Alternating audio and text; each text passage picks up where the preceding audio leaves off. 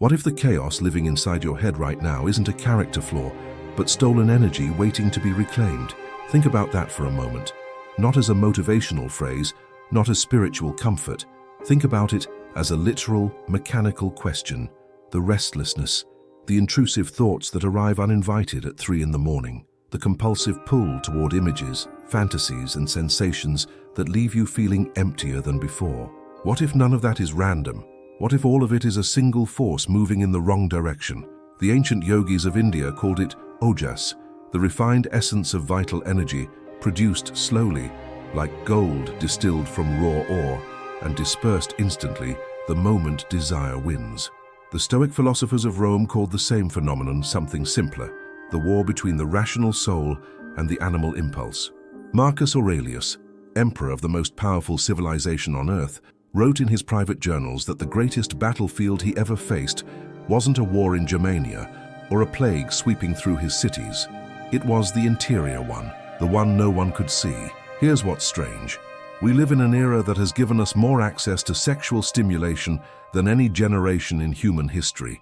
More images, more content, more fantasy, more novelty, instantly available, infinitely varied. And yet something is clearly not working.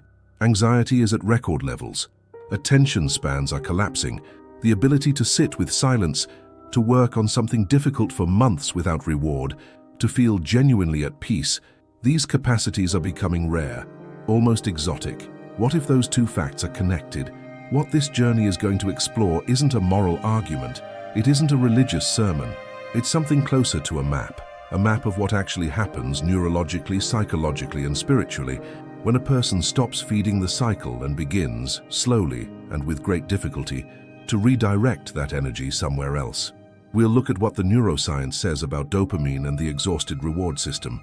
We'll decode what Jung understood about the shadow and why repression is the opposite of what we're talking about. We'll explore the ancient traditions, from the Stoics to the Taoist masters, that built entire systems around this single insight. And we'll walk through the tools, real and practical ones, that make this possible not as an ideal, but as a daily practice. Because here's the thing no one tells you at the beginning: the storm comes first. Before the peace, there is turbulence. Before the clarity, there is confusion. And if you don't know that, you'll mistake the storm for proof that it isn't working, and quit exactly when you're closest to breaking through. So the first question isn't whether chastity works. The first question is, what are you actually fighting? And do you understand it well enough to win? Here is the uncomfortable truth that modern culture has buried under layers of permissiveness and pseudo-liberation. Not all freedom is created equal. There is the freedom of the man who eats whatever he wants, whenever he wants, and whose body slowly stops responding to him. There is the freedom of the person who spends every evening scrolling through stimulation and who wakes up the next morning unable to concentrate on a single paragraph for more than 40 seconds. And then there is a different kind of freedom entirely, the freedom of the person who has learned to say no to one thing and discovered that in doing so, they've said yes to everything that actually matters. The modern world sold us a very specific idea about desire. It told us that the healthy, enlightened, liberated response to any impulse is to satisfy it. That restraint is repression. That discipline is shame in disguise. That the person who limits their sexual expression is somehow less evolved than the person who follows every urge wherever it leads. This idea feels like freedom. It tastes like freedom. And for a while it even looks like freedom from the outside. But there's something the neuroscience has been quietly documenting for decades, something the ancient traditions knew intuitively long before the first brain scan ever existed. The reward system of the human brain doesn't work like a cup that fills when you drink from it. It works like a muscle that atrophies when overloaded and strengthens when trained with resistance.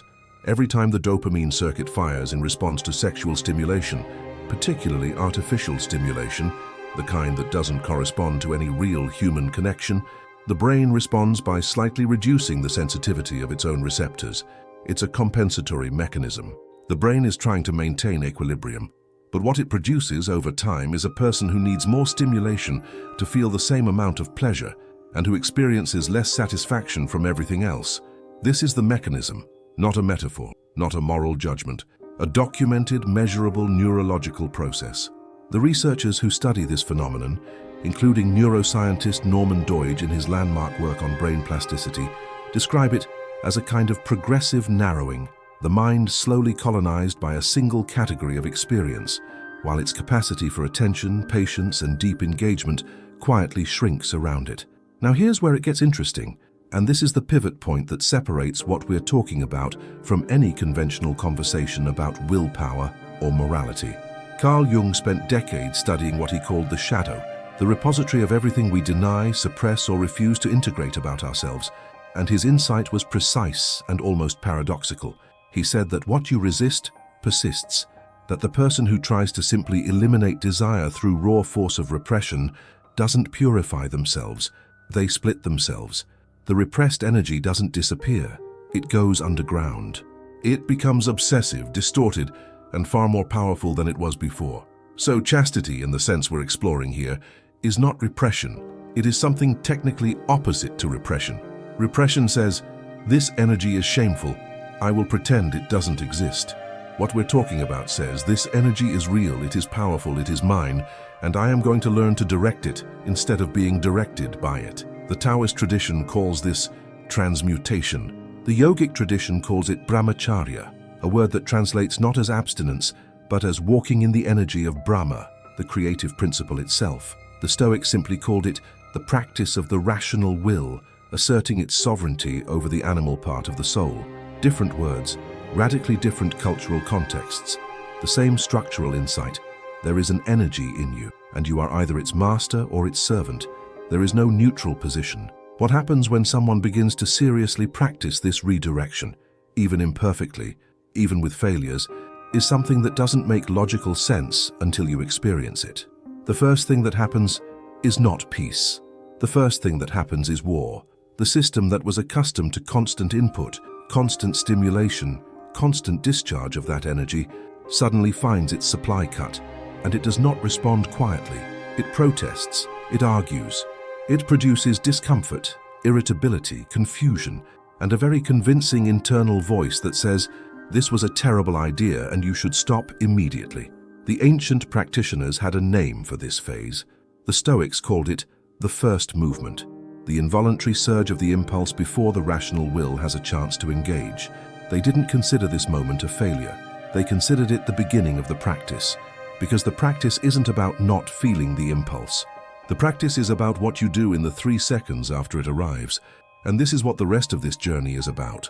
Not the philosophy of chastity, but the mechanics of it, the actual tools, the actual terrain, the actual map of what you will encounter, and what waits for you on the other side of the storm, because something does wait, and it is far stranger and far more powerful than simple peace.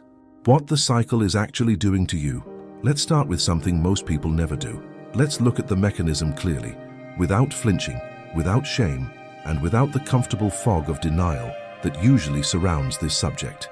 Because you cannot fight what you haven't named, and you cannot name what you refuse to examine. The cycle works like this. A stimulus arrives, an image, a thought, a memory, a physical sensation. The brain releases dopamine, not as a reward for pleasure already received, but as an anticipatory signal. Dopamine is the chemical of wanting, not of having. It says, pursue this matters, drop everything else. And in that moment, the prefrontal cortex, the seat of long-term thinking, of patience, of the capacity to choose future benefit over immediate relief, goes partially offline, not metaphorically, measurably. The neurological resources that would otherwise be available for deliberate thought get temporarily redirected toward the pursuit of the stimulus. This is why, in the grip of the cycle, a person can genuinely forget their goals. Not because they don't care, not because they are weak in character, but because the brain has temporarily reorganized its priorities at a hardware level, and the thing that felt so urgent an hour ago, the study session, the project, the discipline you promised yourself, has become neurologically distant, abstract, almost unreal. Now multiply this by months, by years, by the specific intensity of modern pornographic content, which the brain processes as a genuinely novel sexual partner every few minutes, a stimulus for which human neurology has no evolutionary precedent, and therefore no natural ceiling. What accumulates over time is not merely a habit, it is a rewired reward system. A brain that has been trained to expect extreme novelty, extreme intensity, and instant gratification, and that responds to everything slower, quieter, and more real. A book, a conversation, a long-term project, a relationship, with something close to boredom. The psychiatrist Norman Doidge, in his research on neuroplasticity, documented cases of men in their 20s and 30s experiencing what he described as a kind of pornography-induced anhedonia, an inability to feel genuine pleasure from ordinary life. Not because ordinary life had become worse, but because the brain's baseline for stimulation had been calibrated so high that reality couldn't compete. The world hadn't dimmed, their capacity to perceive it had. And here is where the psychological layer adds its own texture. Jung described the libido not merely as sexual energy, but as psychic energy in its broadest sense. The life force itself, the fundamental current that drives attention, creativity, and will. When that energy is continuously discharged through compulsive sexual behavior, what gets depleted isn't just physical. What gets depleted is the very reservoir from which focus, inspiration, and persistence are drawn. The person who cannot sit with a difficult textbook for 3 hours isn't necessarily unintelligent. They may simply be a person whose psychic energy is being continuously siphoned by a cycle they've never examined. You've probably felt this, haven't you? That particular quality of mental fog that follows the cycle. The slight shame, yes, but beneath the shame, something heavier, a kind of flatness, a vague sense that something was spent that you needed for something else. That feeling isn't moral guilt, it's accurate perception. Your nervous system is telling you something true. The Taoist tradition spoke of Jing, the essential vital substance, produced slowly by the body and mind, refined through discipline and rest, and dispersed instantly through sexual excess. The Taoist masters weren't moralists. They were, in the most literal sense, energy engineers. They observed with extraordinary precision the relationship between sexual expenditure and vitality, mental clarity, and longevity. Mantak Chia, who spent decades translating these teachings for Western audiences, describes the conservation and circulation of sexual energy not as an ascetic sacrifice but as a technical practice, the redirecting of the body's most potent resource toward higher functions of the organism. What all of these traditions converge on, the neuroscientific, the Jungian, the Taoist, is a single diagnostic conclusion. The cycle isn't neutral. It isn't a harmless release valve. It is a drain. And the first step toward anything different is simply seeing that clearly, without drama, without self-punishment, just with the honest eyes of someone who has finally decided to look. The good news, and there is genuinely good news here, is that the brain you have now is not permanent. Neuroplasticity works in both directions. The circuits that were trained toward compulsion can be retrained toward something else. The reward system that was desensitized can recover its sensitivity. The prefrontal cortex that went partially offline can come back online. But none of that begins until the diagnosis is honest. So here's the question that opens the next door. If the cycle has been running on its own logic for years, draining energy you didn't know you had, what happens the moment you actually stop? What does the system do when the supply is cut? Because what happens next is predictable, survivable, and absolutely essential to understand before you begin. What happens when you stop, and how to survive it? No one warns you about the storm adequately. This is one of the great failures of every well-intentioned conversation about chastity and sexual discipline. People tell you about the benefits waiting on the other side. They describe the clarity, the energy, the peace. What they consistently underestimate, or simply fail to mention, is the intensity of what comes between here and there. So let's map it precisely, because a storm you understand is survivable in a way that a storm you've never been warned about is not. In the first days after the cycle stops, the brain does something predictable. It waits. It sends signals of wanting, looking for the usual response. When the response doesn't come, it sends stronger signals. This is not weakness. This is the withdrawal mechanism of any system accustomed to regular chemical stimulation. Dopamine receptors that were calibrated to a certain level of input suddenly find themselves understimulated. The result is a cluster of experiences that can include irritability, restlessness, difficulty sleeping, a strange amplification of sexual fantasy, and, this is the one that catches most people off guard, a deep, sourceless anxiety. Not anxiety about anything in particular, just anxiety, the nervous system running hot, looking for its usual discharge, finding nothing. The Stoic philosophers had a precise framework for this moment. Epictetus, who spent years as a slave before becoming one of the most influential philosophers of the ancient world, described the involuntary first movement of impulse as a natural and morally neutral event. The passion, he said, is not the problem. The problem is what you do in the seconds after it arrives.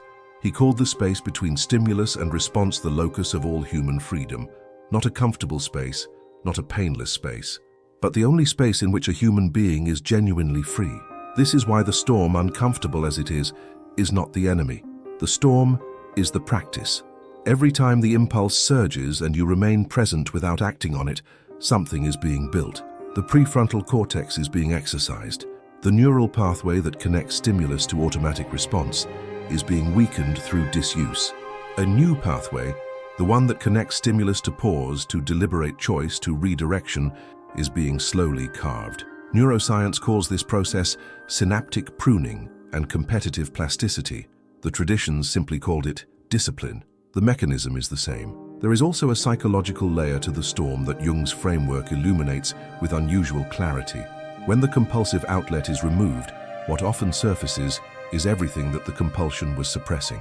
This is the shadow material, the anxiety, the loneliness, the anger, the grief, the confusion about identity and purpose that the cycle was quietly anesthetizing. This is why some people, in the early days of abstinence, feel worse rather than better. Not because abstinence is damaging them, but because they are finally meeting the contents of their own interior, many of which had not been examined in years. This is not a reason to stop. This is the actual work beginning. The practical survival of the storm requires a few things that aren't optional. The first is physical. The body needs to discharge the energy that would otherwise seek its familiar outlet, and it needs to discharge it in ways that don't recreate the neurochemical loop. Cold water immersion, cold showers specifically, has documented effects on the sympathetic nervous system, producing a spike in norepinephrine that can reduce anxiety and elevate mood for hours. This isn't mysticism. It's physiology. The research of Dr. Rhonda Patrick and others on cold exposure documents consistent improvements in mood, alertness, and stress resilience. The ancient ascetics who practiced cold bathing in rivers didn't know the mechanism. They knew the result. Running or any sustained aerobic exercise produces a different but complementary effect.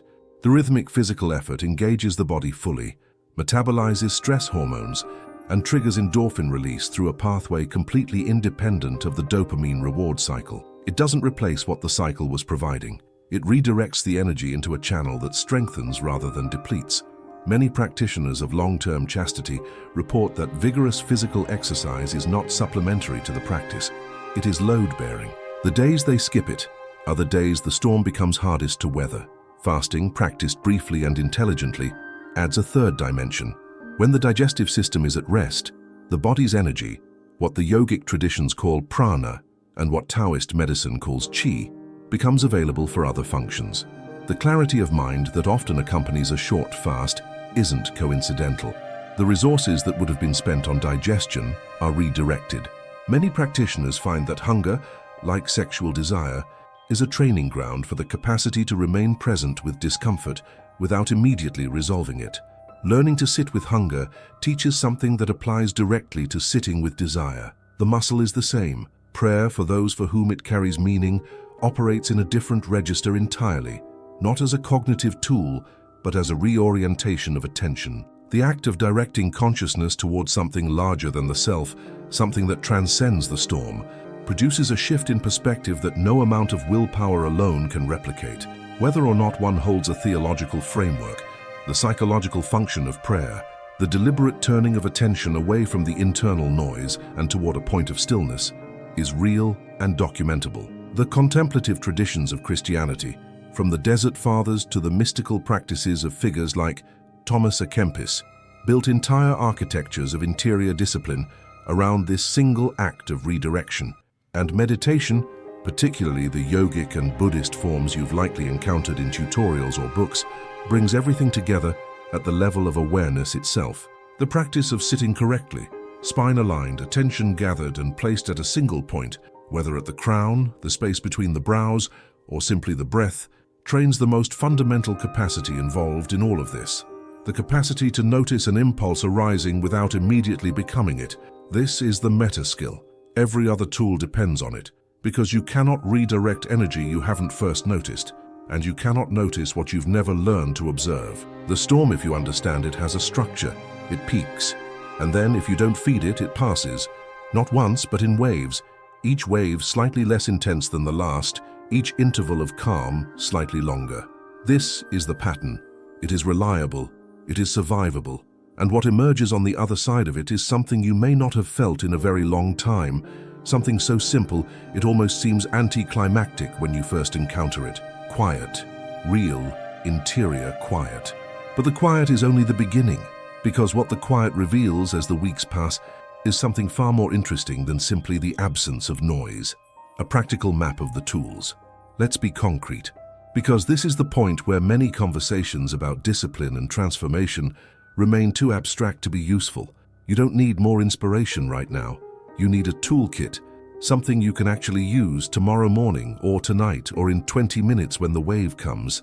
The tools aren't magic. They don't make the practice easy.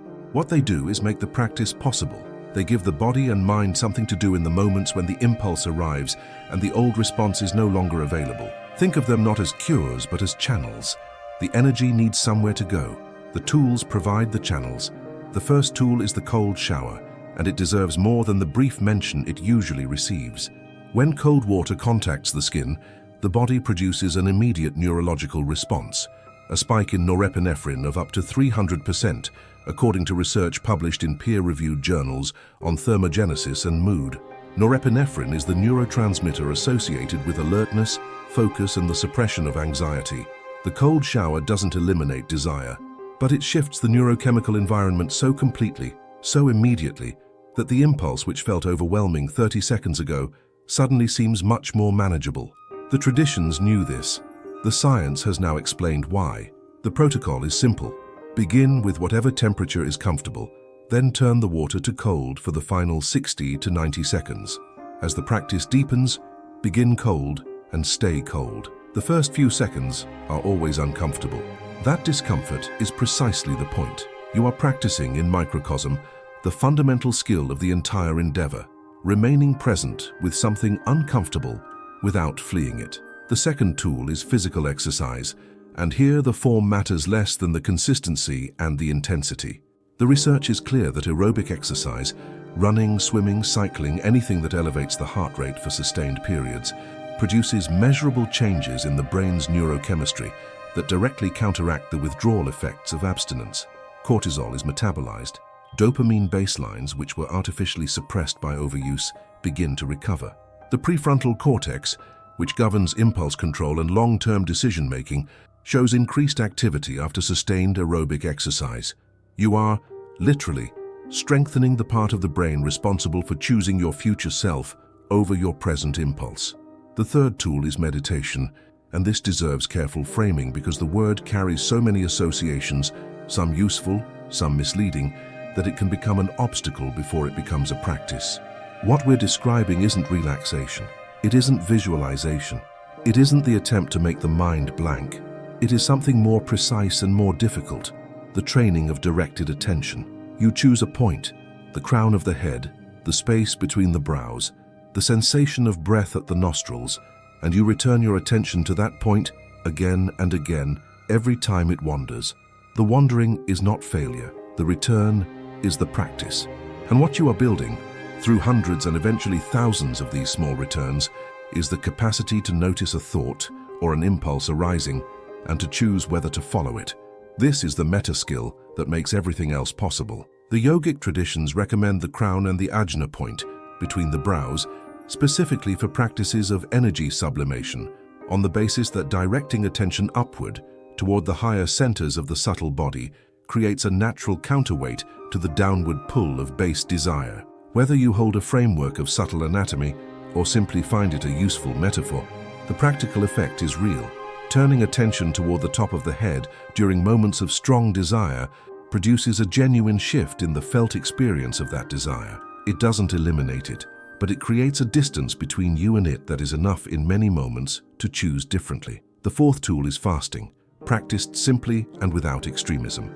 A single day of light fasting, water, perhaps fruit, nothing that requires significant digestion, can produce a remarkable shift in mental clarity.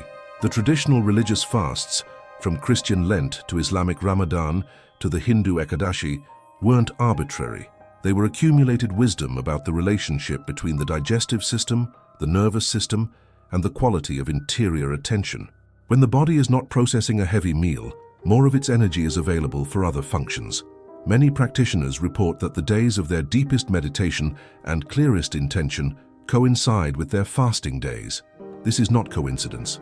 The fifth tool is prayer, or its secular equivalent, deliberate, sustained attention directed towards something beyond the self. The Desert Fathers of early Christianity, who built an entire civilization of interior discipline in the Egyptian desert in the 3rd and 4th centuries, described what they called the Jesus Prayer, a single short phrase repeated continuously, synchronizing with the breath until the repetition became involuntary, until the attention was so occupied with the upward direction that the downward pull simply had less room to operate. This is not superstition.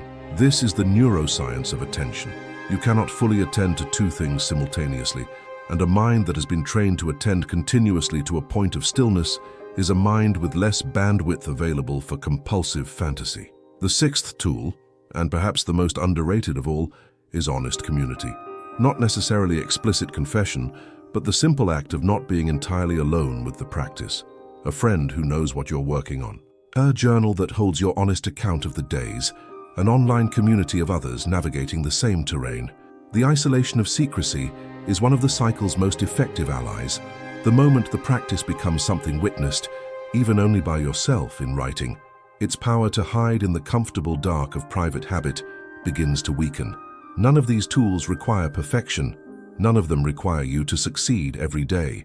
What they require is that you keep returning.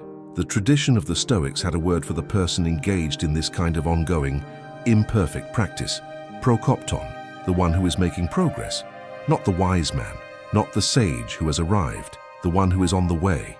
And the Stoics considered this person, this persistent, failing, returning, imperfect practitioner, to be among the most admirable of all human types. Because the battle isn't won in a day, but it is won. And the winning of it produces something that the next component will describe. A transformation of the interior landscape so profound that the person who emerges from it barely recognizes the mental weather they used to live in as normal.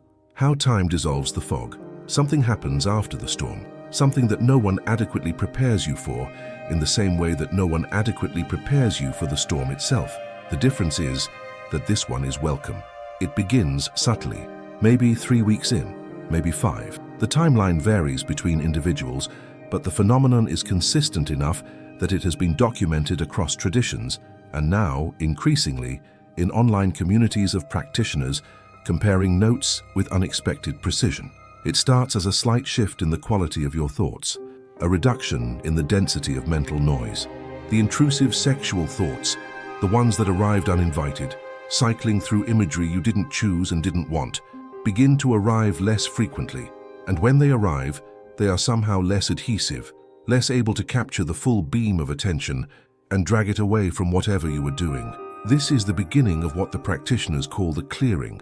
The neuroscience explains part of it. As the dopamine receptors that were desensitized by chronic overstimulation begin to recover their baseline sensitivity, a process that research suggests takes anywhere from 3 to 12 weeks, depending on the individual and the intensity of prior use, the brain's reward system recalibrates. Things that seemed flat and uninteresting during the height of the cycle begin to re-emerge as genuinely engaging. A piece of music, a conversation, the sensation of working on something difficult and feeling it slowly give way to competence.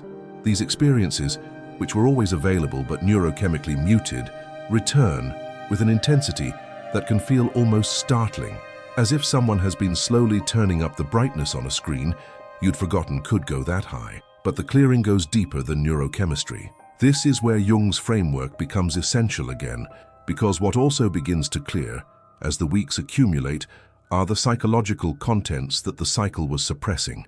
The anxiety that had no name begins, gradually, to have one. The loneliness that was being anesthetized becomes visible, and with visibility becomes workable. The confusion about identity and desire, which felt overwhelming when encountered directly, begins to resolve not into certainty, but into something more valuable, honest self-knowledge. You begin to know what you actually want, as distinct from what the cycle wanted on your behalf. The Jungian analyst Robert A. Johnson described sexual obsession, in its compulsive forms, as a kind of displaced spiritual hunger, the soul seeking transcendence through the only channel that modern culture consistently offers as legitimate. When that channel is closed, the hunger doesn't disappear, but its true nature becomes visible. And what was driving the compulsion can be seen clearly for what it was. Not a need for more stimulation, but a need for meaning, for depth, for genuine connection with other people, with creative work, with something larger than the ordinary self. This is also where the fetish landscape begins to change.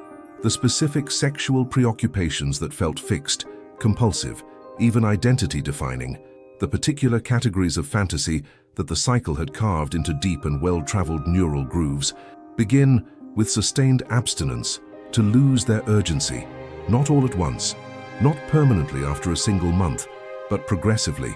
The grooves that were carved by repetitive stimulation are real neural structures, and they don't dissolve instantly, but they do weaken through disuse, just as any pathway in the brain weakens when traffic stops moving through it.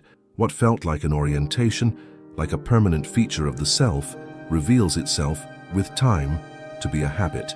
And habits, unlike identities, can be changed. Mantak Chia wrote extensively about this phenomenon from the Taoist perspective, describing how the sexual imagination, when freed from the compulsive cycle, gradually reorients. The energy that was flowing exclusively in one direction begins to become available for other forms of perception and experience. The practitioner doesn't become asexual. They become, in a certain sense, more alive to a broader spectrum of experience, more able to find beauty, pleasure, and vitality in things that require no stimulation at all. The insecurities that cluster around the sexual identity also begin, during the clearing, to loosen their grip. Much of what feels like sexual confusion, the questions about desire, about identity, about what you want and who you are in relation to wanting, is inseparable from the chemical fog created by chronic overstimulation. The prefrontal cortex, operating in a constantly semi-compromised state, cannot think clearly about anything, including itself.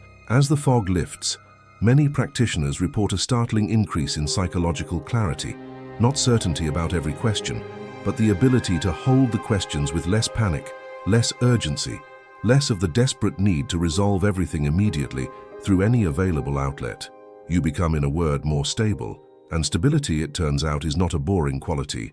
Stability is the ground from which everything else becomes possible. The long project that seemed impossible to sustain. The difficult skill that seemed to require a patience you didn't have. The relationship that kept collapsing under the weight of your own interior chaos. All of these things look different from the ground of a stable, cleared mind than they did from inside the storm. And this brings us to the final component, because the clearing is not the destination. The clearing is the preparation. What you do with an empty, quiet, stable mind, what the energy becomes when it is no longer being discharged into the cycle, is where the story gets genuinely remarkable. When energy becomes conquest, the word sublimation comes from the alchemists. In their language, it described the process by which a substance, when heated, transforms directly from solid to vapor, bypassing the liquid state entirely, ascending to a higher form without passing through dissolution. The alchemists used it as a metaphor for spiritual transformation. Freud borrowed it for psychology, describing the redirection of sexual energy into creative and cultural achievement. The yogic traditions had been doing both for thousands of years, calling it urdhvaretas, the upward flow of the vital force. All of these frameworks, separated by centuries and continents, are pointing at the same observed phenomenon. Human energy is not fixed in its form, it transforms. And the direction of its transformation is, to a remarkable degree, a matter of choice and practice. Here is what practitioners consistently report, and what the logic of everything we've explored so far would predict. After the storm passes, after the clearing begins, a quality of energy becomes available that wasn't there before. Not a dramatic revelation, not a sudden superpower, something quieter and more durable than that, a kind of sustained willingness. A capacity to sit with difficulty, for longer than before without needing to escape. A tolerance for the slow, unglamorous, incremental work that every genuine achievement requires. The person studying for a difficult competitive examination, the kind that demands months of daily focused effort with no immediate reward, knows this quality of sustained willingness is the only thing that separates those who pass from those who don't. It isn't intelligence primarily. It is the ability to return day after day to something hard and to do the next unit of work regardless of how you feel. This capacity is not separate from the practice of redirecting desire. It is, in a very direct sense, the same muscle. The person who has learned to sit with the discomfort of abstinence without immediately resolving it has been training every day in precisely the skill that difficult long-term projects require. The same is true for addiction recovery.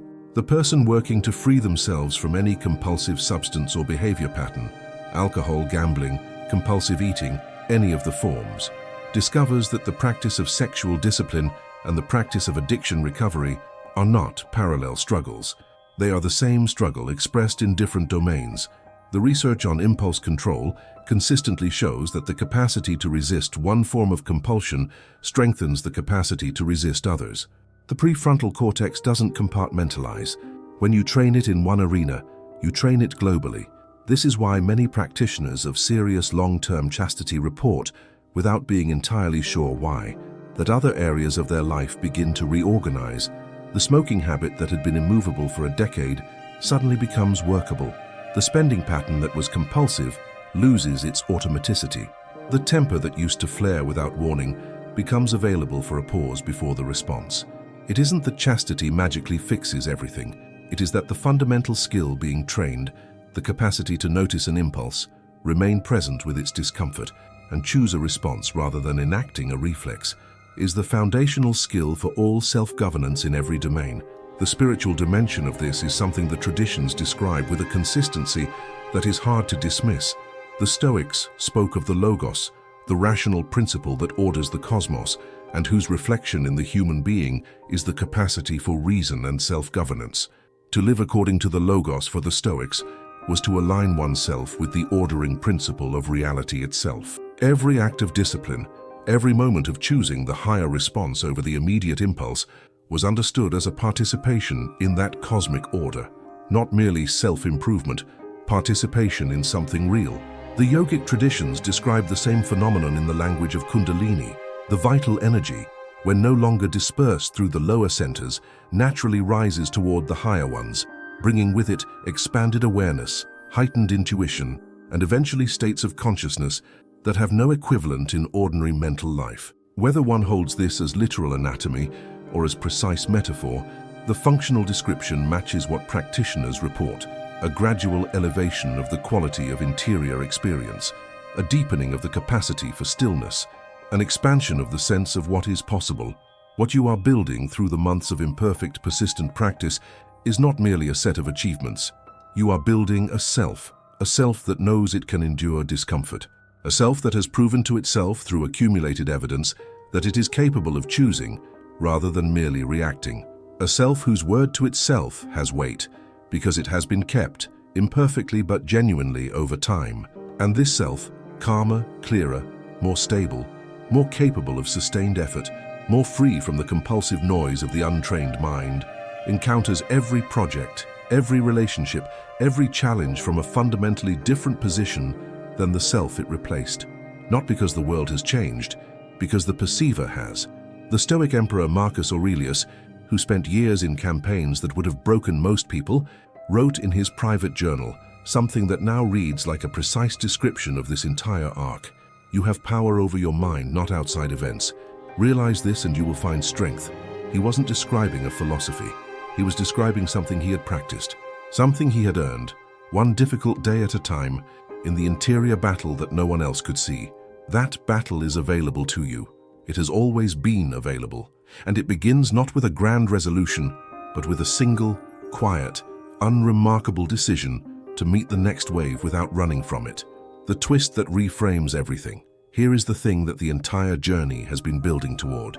The thing that doesn't become visible until you've sat with the practice long enough to see it from the inside. Chastity was never about sex, not really. not at its core.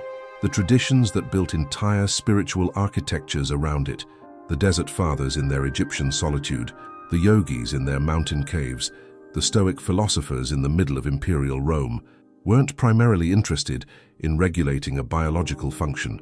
They were interested in something far more radical.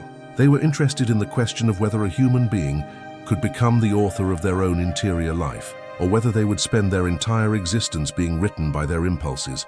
Sex was simply the most powerful impulse available, the one with the deepest roots in the nervous system, the one most capable of overriding everything else, the one that, if mastered, demonstrated most clearly that mastery was possible at all.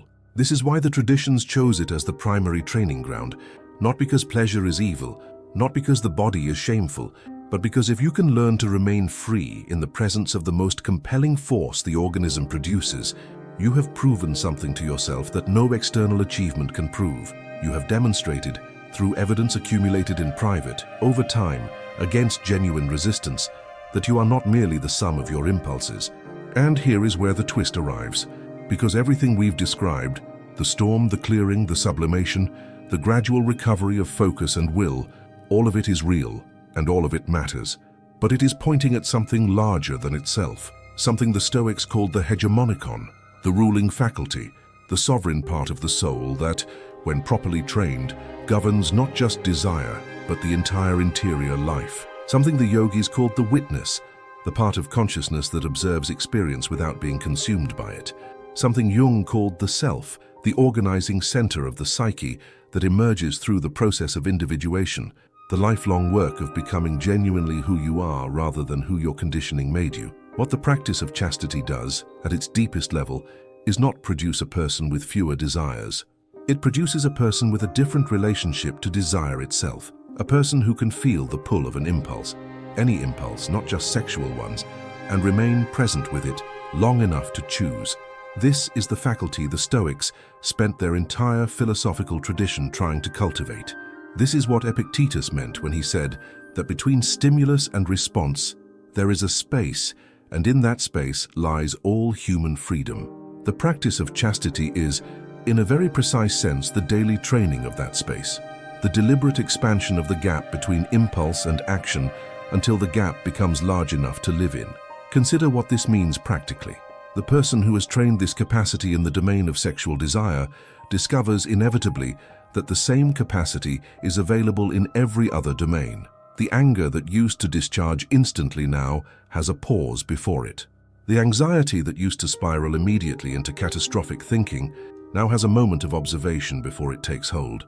The craving for escape, through food, through alcohol, through screens, through any of the 1,000 forms of anesthesia available in modern life, now arrives with a small but crucial delay, a moment in which a choice is possible. The muscle trained in one context transfers to all contexts, because it is not a specific skill, it is the foundational skill, the capacity from which all other self-governance derives. This is the twist. You thought you were working on one problem. You were actually working on the only problem. You thought you were trying to manage a specific impulse.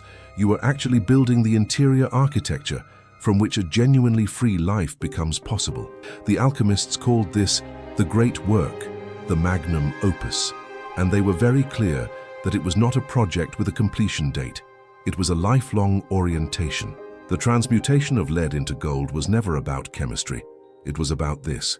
The slow, patient, difficult, entirely interior transformation of raw compulsion into sovereign will, of chaos into order, of the servant of impulse into the author of a life. What this actually changes, let's bring this all the way to the ground, because philosophy without application is just entertainment, and you didn't come here for entertainment.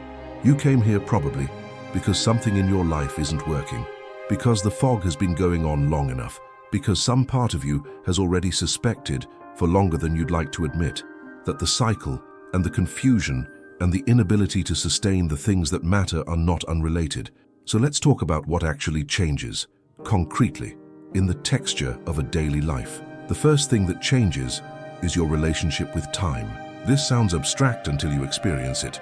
The person inside the cycle lives in a kind of perpetual present tense, a continuous, now organized around the next stimulation, the next discharge, the next brief relief. Long-term projects, by their nature, require the ability to live partially in the future, to work today for a reward that won't arrive for months or years. This capacity, the ability to defer gratification for the sake of something genuinely valuable, is not primarily a matter of intelligence or talent. It is a matter of the trained nervous system, and the nervous system that has been practicing deferral in the domain of desire has been practicing it everywhere. The student who has learned to sit with the discomfort of abstinence has been, without necessarily realizing it, training the exact same capacity required to sit with the discomfort of studying something difficult for the 4th consecutive hour. This is why the correlation exists, not as inspiration but as mechanism, between serious practitioners of sexual discipline and disproportionate achievement in demanding long-term endeavors. The competitive examination passed after months of grinding study, the skill mastered through years of deliberate practice, the business built through the accumulation of unglamorous daily effort, the language learned, the body transformed, the creative work completed. None of these require superhuman talent. All of them require the one thing the trained nervous system provides: the sustained capacity to remain present with difficulty without fleeing. The second thing that changes is the quality of your attention in relationships. The person whose interior life is colonized by compulsive sexual fantasy experiences other people through a layer of distortion, seeing them partly as themselves and partly as projections of the fantasy landscape. This distortion is so pervasive and so normalized that most people never notice it until it begins to clear. When it clears, relationships change in quality in ways that are difficult to describe but unmistakable to experience. Other people become more real, more particular, more genuinely interesting as themselves rather than as potential satisfactions of a pre-existing script. The capacity for genuine intimacy, which requires the ability to be fully present with another person as they actually are, rather than as you need them to be, deepens naturally without effort as the fantasy layer thins. The third change is the most personal and therefore the hardest to describe without sounding like an overstatement. It is the change in your relationship with yourself. The person who has lived inside the cycle for years develops a particular quality of interior relationship, one characterized by a background hum of self-distrust, not necessarily conscious, not always nameable, but present. The knowledge, carried somewhere below the level of articulation, that you are not entirely keeping faith with yourself, that there is a gap between who you present yourself as being and what you actually do in private. This gap, and the chronic low-level shame and self-alienation it produces, is one of the most underestimated sources of psychological suffering in the lives of people who would never identify it as such. As the practice deepens and the gap closes, not perfectly, not all at once, but progressively, something happens that is difficult to overstate in importance. You begin to trust yourself, not because you have become perfect, but because you have accumulated evidence, earned through difficulty, that you are capable of keeping a commitment to yourself even when no one else is watching, even when it costs something, even when the easier path is immediately available. This self-trust, quiet, private, unannounced, is the foundation of a kind of confidence that no external validation can produce or replace. It is the confidence of a person who knows from the inside what they are made of, and from this ground, everything becomes different.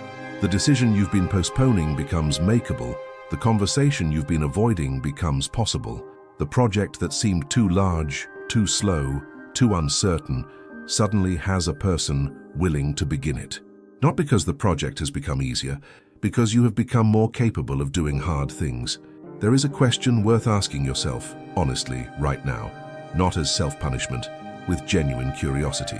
How much of your life, your goals, your relationships, your sense of who you are and what you're capable of, has been shaped more than you've acknowledged by the fog? How different might your daily experience be in 6 months, in a year, in 3 years, if the fog were gone? Not if you became someone else. If you became more fully yourself, freed from the noise that has been running in the background for so long, you'd stopped noticing it was there. You don't have to answer that question now, but carry it, because it is the question that every person who has walked this path seriously has eventually had to face, and the ones who faced it honestly are the ones who kept going when the storm came back, as it always does, and kept returning to the practice as they always must. The cosmic dilemma. The ancient Stoics had a concept they called eudaimonia, a word usually translated as happiness, but which actually means something closer to flourishing. The full actualization of what a human being is capable of being. And they were very specific about what produced it. Not pleasure, not the satisfaction of every desire, not external success or social recognition. Eudaimonia for the Stoics was the natural result of living in accordance with the Logos, the rational principle that orders the cosmos, and whose presence in the human being is the capacity for sovereign self-governance. What is striking, 2,000 years later, is how precisely this ancient philosophical conclusion maps onto what neuroscience, psychology, and the experiential reports of practitioners are now documenting from entirely different directions. The brain that recovers its sensitivity, the psyche that integrates its shadow, the nervous system that learns to pause before responding, the self that discovers, through difficult practice, that it is capable of authoring its own experience. All of these converge on the same destination, a person more fully alive, more genuinely free, more capable of the sustained effort and deep attention that every real human achievement requires. But here is the question that none of these frameworks, not the neuroscience, not the Stoicism, not the Jungian psychology, fully resolves. And it is the question that the mystical traditions have always insisted is the most important one.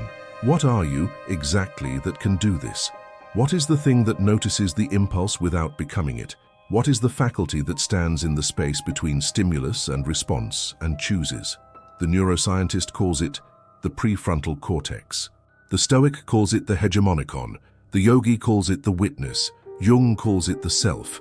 All of these names point at the same mystery, the presence within you that is, in some fundamental sense, prior to the cycle, prior to the fog, prior to the accumulating habits of a lifetime. The part that was there before the compulsion began, and that remains, however obscured, throughout it.